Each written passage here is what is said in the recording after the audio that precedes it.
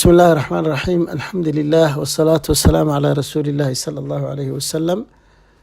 موضوعنا maanta waxa weeye dardaaranka maadaama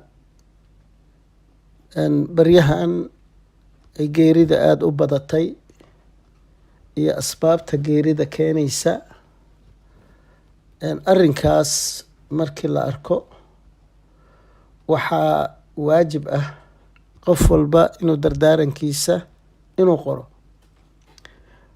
rabbi wuxuuna leeyahay subxaanahu watacaala kutiba calaykum idaa xadara axadakum almowtu in taraka khayran lilwasiyati lilwaalidayni waalaqrabiina bilmacruuf xaqan cala almuttaqiin.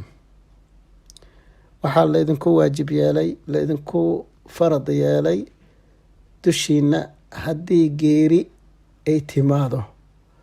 markaan maha qofka markaa uu geerida ay dul taagan tahay, balse markuu arko calaamadaha geeridu waa sida xanuunka oo kale maanta in badan u geeriyootay. xanuunkaasoo kale qofka hadduu arko waxaa waajib ah inuu qoro dardaarankiisa, yaa u dardaarma ama uu uga tago xoolo in taraka khayr alwasiya, yacni waa dhaqaalo weeye, inuu uga tago lilwaalidayni waalaqrabiina bilmacruufi xaqan cala almuttaqiin, si wanaagsan. mowduucina marka dardaaranka ayuu ku saabsan yahay. hadduu ilaahay saa ina yiri, hadde meelo badanna ilaahay subxaanahu watacaala dardaaranka ahmiyadeeda noogu tilmaamay, sida marka xoolaha la qeybinahayo kale ilaahay wuxuu leeyahay min bacdi wasiyatin yuusaa biha aw dayn.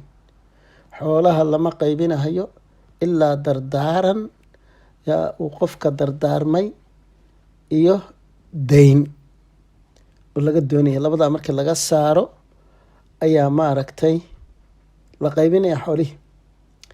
idan marka dardaaranka wuxuu leeyahay shuruuduu leeyahay oo maaragtay shareecada ay ogoshahay.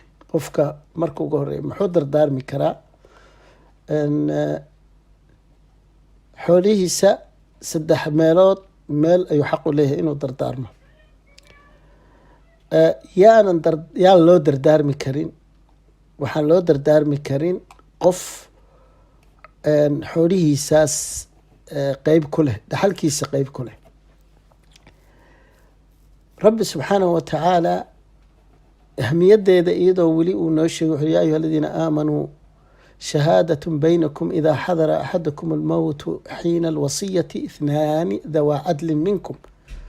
yacni qofkiin markay geerida kusoo ay timaado ama kusoo dhawaato inuu maaragtay dardaarmo oo u dardaarmo 2 qofood oo dawaa cadlin, yacni 2 akhyaar oo been ka suuroobeynin, dardaaranka isan inay bedelaan laga baqaynin, inay maaragtay u dardaarmo.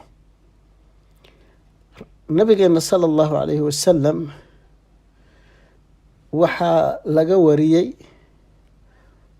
oo cabdullaahi bni cumar radi allahu canhuma uu ka wariyey. wuxuu yihi xayثu qaala, uu yiri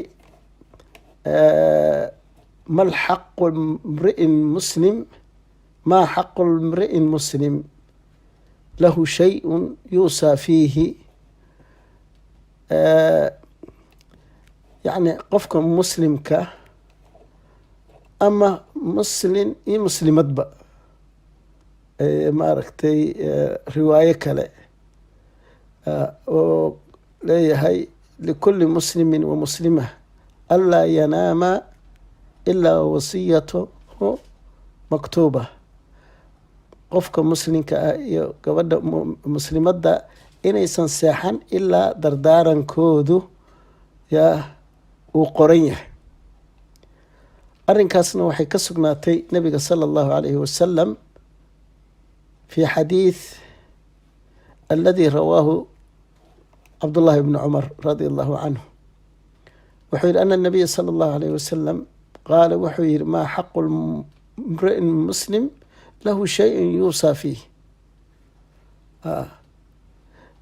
yabiitu halaathata layaalin ilaa wawasiyatu cindahu maktuuba 3 habeen ma jiifufto qofka muslimka ah inay wasiyadiisa dardaarankiisa ay maaragtay qoran yahay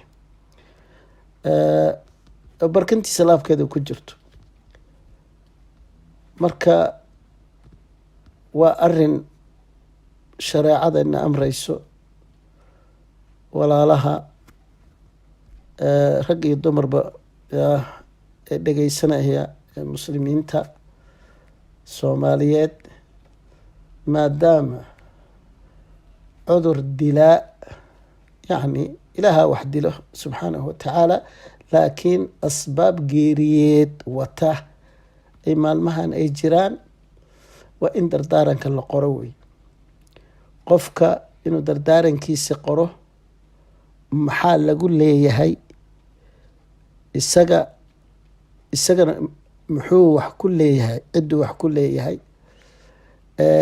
amaa xoolihiisa 3 meelooda meeluu xaq u leeyahay inuu dardaarmo oo uu yiraahdo waxa lagu qabto, yaa masaajidkaas waxa lagu dhiso, ceylkaa ha lagu qodo, agoontaa waxa laga siiyo, ma garate. iyo dad maanta isaga dhaxalkiisa wax ku yeelan lahaa ee laakiin aysan wax helaynin, dad uu dhaqaaleyn jiray si gaara wixii lamid ah. marka arrinka dardaaranka waa muhiim jiddan, yaan la moogaanin.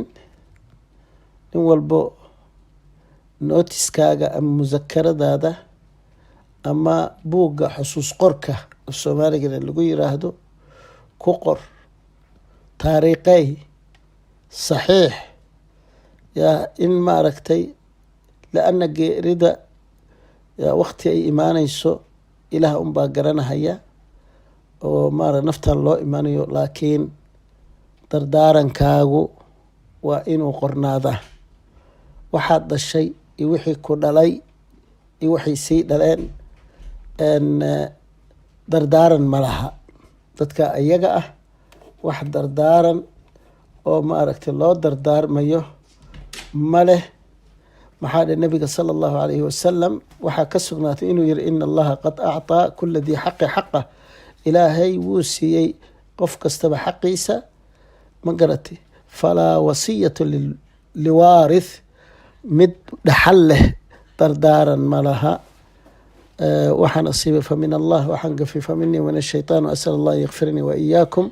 wasala allahu wasalam calaa nabiyina muxamed. ilaahay waxaan ka baryahayaa cudurkan socda inuu ilaahay intii dhimatayna ugu naxariisto, ugu dambi dhaafo, intii xanuunsanna ilaahay ka shaafiyo, ka caafiyo, intii uusan ku dhicinna ilaahay ka badbaadiyo ayaan rabbi ka baryahayaa. wasalaamu calaykum waraxmat ullahi wabarakaatu.